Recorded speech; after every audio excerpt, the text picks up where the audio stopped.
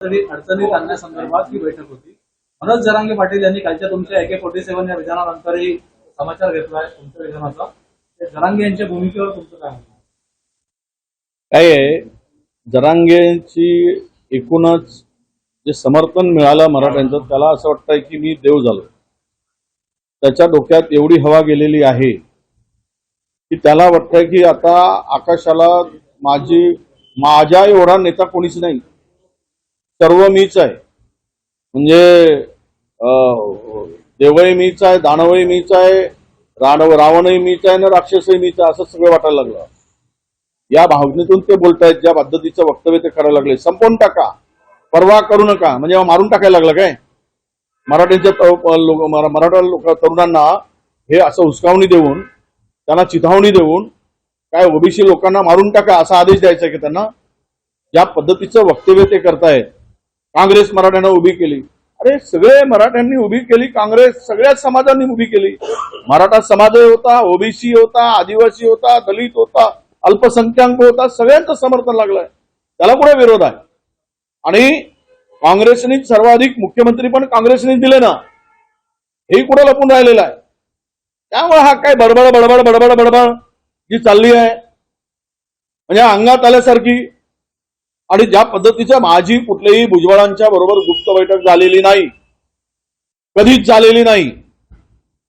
हे काहीतरी हवेवर बोलणं आणि लोकांना बनवणं, दिशाभूल करणं असा प्रकार तो आहे. त्यामुळे यामध्ये 1% तथ्य नाही. मी आणि भुजबळ एकत्र बसलो, भुजबळ साहेब, आणि आमचं गुप्त बैठक झाली. ते आमच्या समाजावर अन्याय होता, आम्ही बोलायचं नाही. आज 374 जातीचा हा प्रवर्ग आहे, त्यांची एक जात आहे मराठा. हा 374 जाती आहे. अनेक मराठा नेते सांगतायत की हे चुकीच्या दिशेनं चाललेलं आहे. जर जरांगेंना आरक्षण आणि गरीब पोराचं भलं पडलं आहे तर तुम्ही नोकरीविषयक आरक्षण मागा, शिक्षणामध्ये आरक्षण मागा. पण तुम्हाला ओबीसीतून आरक्षण कशासाठी पाहिजे? EWS मधून तुम्हाला 8.5% फायदा होतोय, ओपन मधून तुम्ही फायदा घेताय, आणि मग तुम्हाला आमच्या राजकीयही आरक्षण सगळं घेऊन घ्यायचा.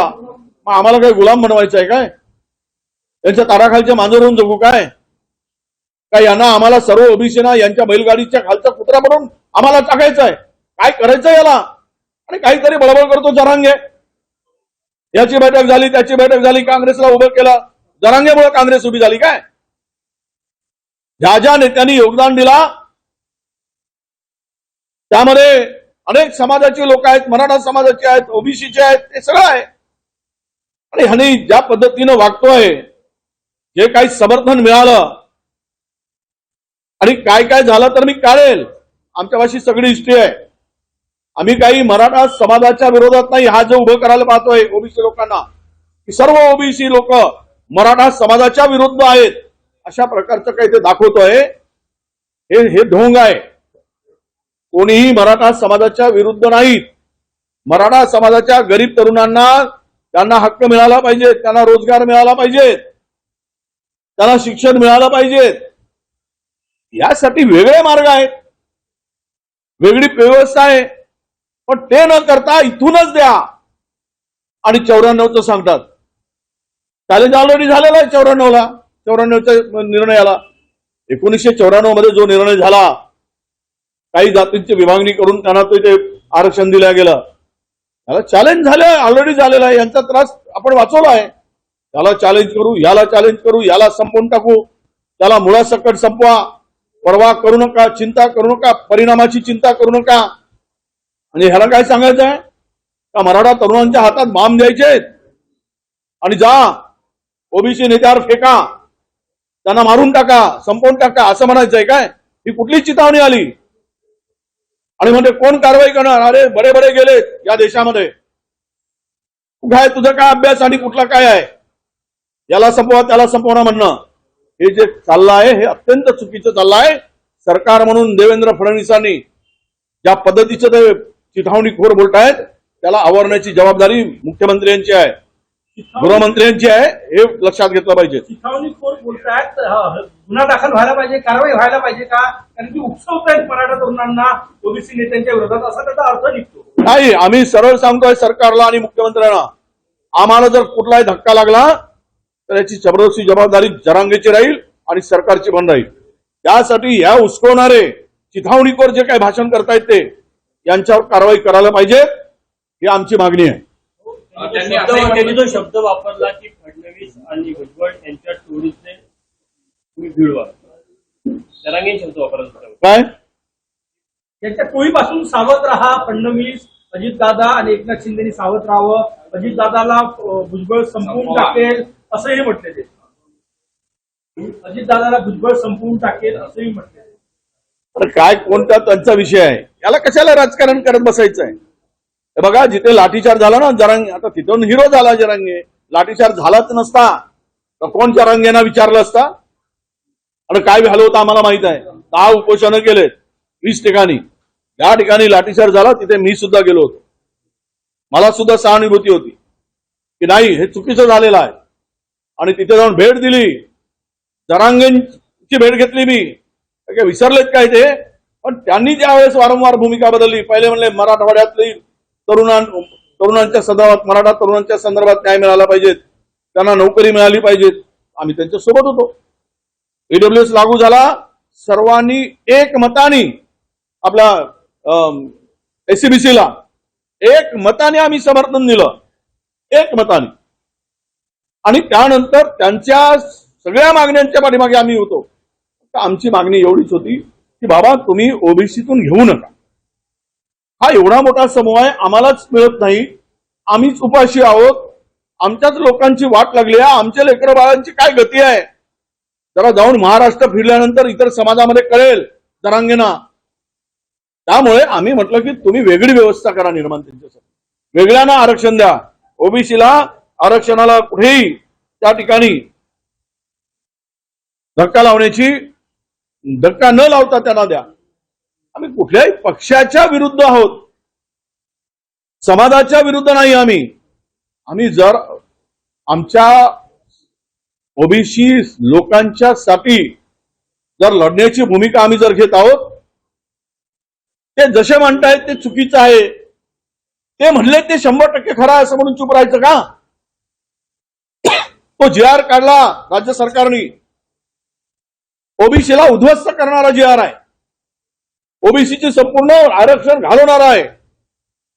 कोणी तुम्हाला राजकीय दिसणार नाही, नोकरी दिसणार नाही, ना शिक्षणात दिसेल. ही परिस्थिती आता निर्माण झालेली आहे. म्हणून मी मराठा बांधवांना सांगतोय, आम्ही मराठा समाजाच्या विरोधात नाही.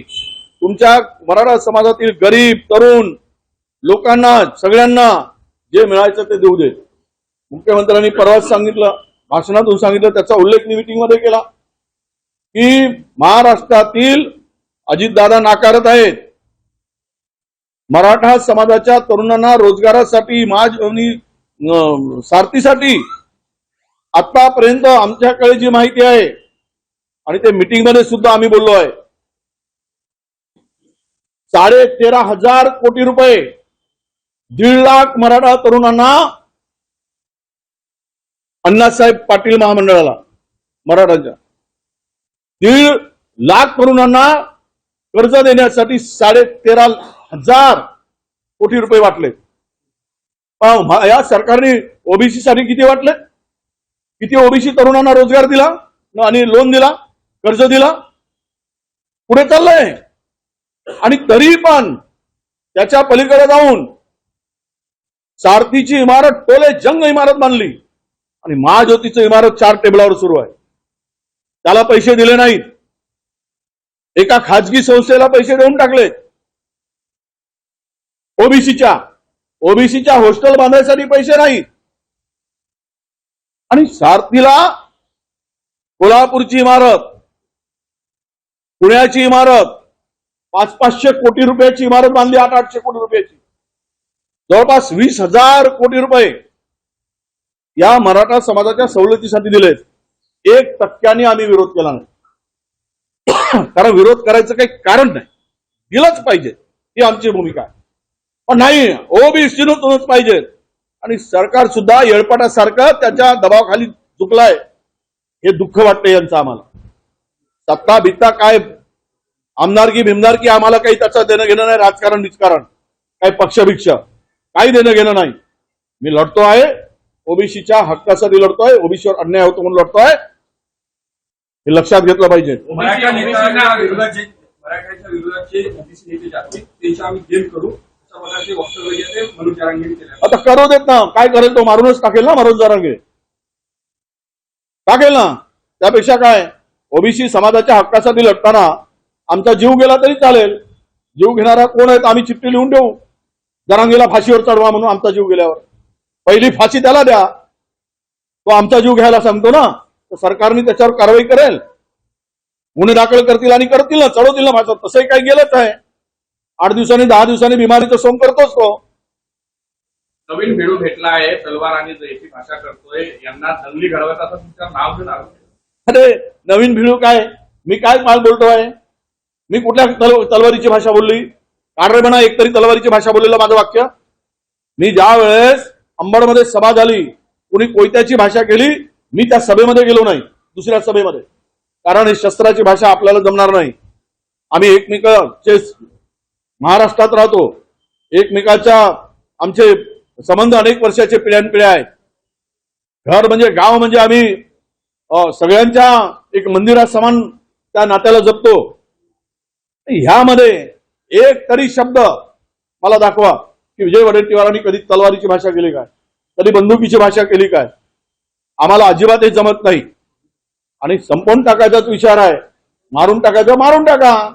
ज्या त्यांच्या हातामध्ये 10-20 तोडक्या आहेत, तोडक्यांचा समूह असेल तर AK-47 मी कालही बोललो. पुन्हा काही ऍडव्हान्स बंदूक असतील तर देऊन टाका. उडवायला सांगून टाका. मग तुम्ही जिवंत राहा एकटेच.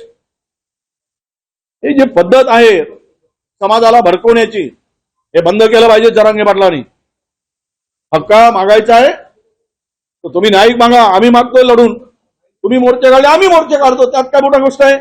आम्हाला आमच्या अधिकारासाठी लढण्याचा अधिकार नाही लोकशाहीमध्ये. नाही आम्ही मोर्चा काढणारच नाही. आम्ही बोलूच नाही. म्हणजे तू कोण लागला रे खंडोबा, तूच बोलशील आणि आम्ही बोलणार नाही.